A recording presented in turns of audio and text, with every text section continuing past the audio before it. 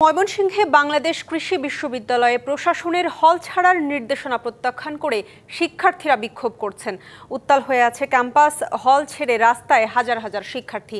এ বিষয়ে আরও জানাতে যুক্ত হচ্ছেন সহকর্মী ইমরান হাসান রাব্বি। বাংলাদেশ কৃষি বিশ্ববিদ্যালয়ের এই মুহূর্তের পরিস্থিতি কেমন দেখছেন, বিস্তারিত জানাবেন।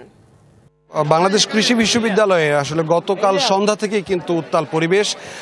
বহিরাগতদের হামলায় আসলে বেশ কয়েকজন শিক্ষার্থী এবং গণমাধ্যম কর্মী আহত হবার পর থেকে কিন্তু বেশ নিশ্চুপ ছিল। গত রাতে মধ্যরাত থেকেই কিন্তু সাধারণ শিক্ষার্থীরা বের হয়ে আসে এবং বাংলাদেশ কৃষি বিশ্ববিদ্যালয় প্রশাসন কর্তৃক কিন্তু ঘোষণা করা হয় যে আজ সকাল 9টার মধ্যেই হল ছাড়া নির্দেশ দেওয়া হয় এবং অনির্দিষ্টকালের জন্য এই বিশ্ববিদ্যালয় বন্ধ ঘোষণা করা হয়।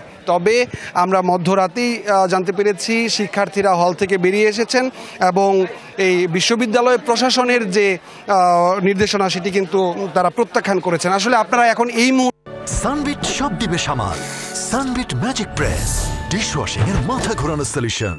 কালকে যে ঘটনাটা হয়েছে এটা মনে করেন যে ইতিহাসের সবচেয়ে লজ্জাজনক একটা ঘটনা, যেটা আমরা বাংলাদেশের কোনো ক্যাম্পাসে আজ পর্যন্ত দেখি নাই।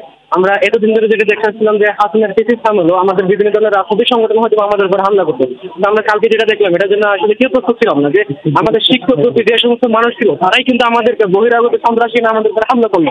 এর পরিপ্রেক্ষিতে আমাদের স্পষ্ট ছাত্র দাবি, আমাদের প্রথম দাবি হচ্ছে আমাদের যে একক কম্বাইন্ড ব্যাংকের জন্য যে একটা দাবি ছিল এটা অবশ্যই কোনো ধরনের যদি কিন্তু স্যার আমাদের পূরণ করতে হবে। 2 নম্বর হচ্ছে কি, বহিরাগত এনে যখন টিচাররা যখন আমাদের উপর সন্ত্রাসী হামলা করে তখন ওই সমস্ত প্রক্রিয়ার বডির কোনো ধরনের এখতিয়ার নাই যে এই ভার্সিটির ক্ষমতায় থাকা। সেজন্য আমরা চাই বহিরাগতদের হামলা। আপনাকে অসংখ্য ধন্যবাদ আমাদের সাথে যুক্ত হবার জন্য।